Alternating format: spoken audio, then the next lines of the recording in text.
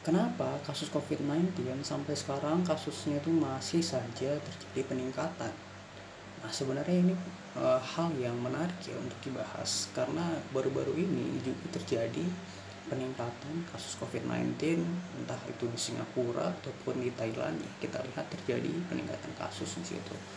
Nah, tapi sebenarnya hal ini diakibatkan oleh apa? Bukankah sebenarnya seharusnya COVID-19 itu sudah berakhir gitu ya, dan kasusnya itu perlahan-lahan menurun gitu ya. Kenapa terjadi penurunan ataupun peningkatan kasus yang bahkan dicurigai ya terkait dengan lingkungan juga begitu ya di saat-saat ini. Nah, sebenarnya ini ada berbagai macam alasan ya kenapa kasus COVID-19 itu masih saja terjadi gitu ya lonjakannya. Yang pertama adalah adanya terjadinya mutasi ataupun varian baru ya yang dihasilkan dari berbagai macam kasus infeksi yang terjadi begitu ya. Jadi virus SARS-CoV-2 yang menjadi penyebab dari COVID-19 itu terus mengalami mutasi dan menghasilkan varian-varian baru ya. Seperti contohnya itu varian XAC ya, yang dapat menghindari kekebalan dari infeksi sebelumnya ataupun vaksinasi COVID-19 yang telah dilakukan sebelumnya, seperti itu. Kemudian mutasi ini ya tentu saja membuat virus itu masih tetap bisa menginfeksi walaupun sudah ada imunitas yang terbentuk dari infeksi virus yang sebelumnya ataupun vaksinasi yang telah dilakukan. Jadinya dia dapat membypass ya, dia dapat beradaptasi si virus ini dengan varian baru sehingga tetap bisa menginfeksi orang lain. Ini kemudian yang kedua adalah adanya penurunan dari herd immunity ataupun imunitas kelompok gitu ya. Imunitas kelompok itu apa sih ya kan? Imunitas kelompok itu adalah imunitas ya, kekebalan yang terbentuk dari vaksinasi atau infeksi alami yang terjadi dengan dua cara, yaitu dengan infeksi, yang kedua dengan imunisasi seperti itu. Nah, imunitas kelompok ini itu juga bisa menurun seiring waktu ya, seperti halnya imunitas tubuh kita juga. Imunitas kelompok juga begitu, dia bisa menurun seiring waktu sehingga masyarakat akan menjadi rentan kembali terhadap infeksi begitu ya, terutama jika tidak mendapatkan vaksinasi booster begitu ya. Oleh karena itu banyak sekali ya himbauan-himbauan untuk bisa melakukan vaksinasi booster. Alasannya adalah karena hal ini gitu ya, karena memang herd immunity ini tidak bisa stagnan terus ya, stagnan dalam posisi yang tinggi terus menerus ya, dia bisa turun begitu ya akibat dari ketiadaan paparan terhadap alergennya seperti itu. Oleh karena itu harus dilakukan vaksinasi booster seperti itu. Dan kemudian memang ada ya data di beberapa negara saat dilakukan penelitian itu terjadi lonjakan kasus pada saat ketika herd immunity yang dihasilkan dari kelompok masyarakat itu menurun begitu ya. Kemudian juga penurunan kepatuhan dari protokol kesehatan. Dan ini juga jelas ya sebagai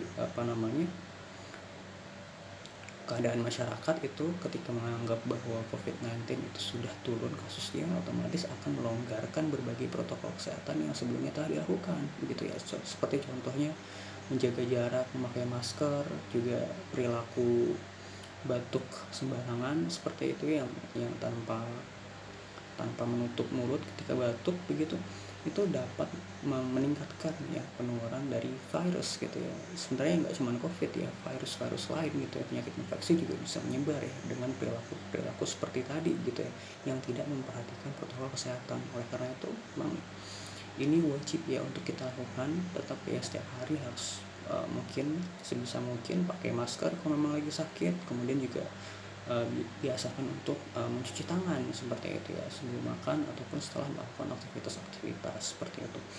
Kemudian yang keempat adalah mobilitas dan aktivitas masyarakat yang juga sedang tinggi-tingginya seperti itu. Ini sebenarnya tidak dapat disalahkan juga ya, karena memang kita ya selalu beraktivitas seperti itu. Ada banyak sekali aktivitas yang dilakukan, terutama mungkin kalau misalkan masa-masa libur sekolah gitu ya, seperti sekarang, otomatis akan semakin banyak tempat-tempat di mana masyarakat itu bisa berbaur satu sama lain seperti itu, yang mana itu bisa meningkatkan dari penularan COVID-19 ataupun penyakit-penyakit yang dihasilkan dari infeksi virus yang lainnya.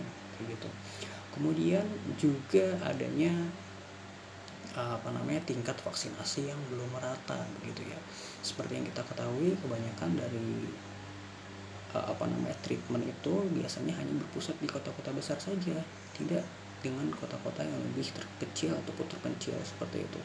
Ini juga bisa meningkatkan risiko dari penularan begitu ya, dan juga mungkin risiko terhadap mutasi begitu ya, karena mungkin kalau di kota dia lebih rendah tingkat penularannya, laju mutasinya juga mungkin lebih rendah seperti itu ya. Kalau di daerah-daerah gitu ya, yang mana kita tidak tahu kalau itu COVID ya, kemudian terjadi infeksi di situ, itu bisa terjadi mutasi di situ, dan dari situlah kemudian berkembang mutasi baru yang mungkin bisa lebih kebal ya terhadap herd immunity yang telah dikembangkan sebelumnya dari vaksinasi gitu. Sehingga di sini bisa juga turut berpengaruh ya terhadap peningkatan kasus ya. Kemudian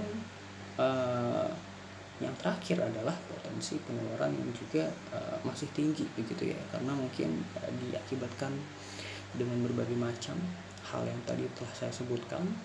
Nah, itu semua berkombinasi ya, sehingga bisa meningkatkan laju ya dari penularan terinfeksi dari COVID-19 ya, seperti itu.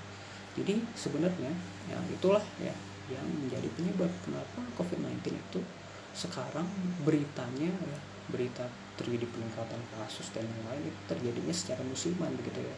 Sekarang dimana sedang masa transisi ya menuju ke musim kemarau, tiba-tiba saja ya, dan juga bertepatan dengan waktu libur sekolah seperti itu ya, tiba-tiba saja terjadi peningkatan kasus. Ya mungkin faktor-faktor tadi dapat kita lihat sebagai hal yang bisa meningkatkan dari penularan COVID-19 seperti itu.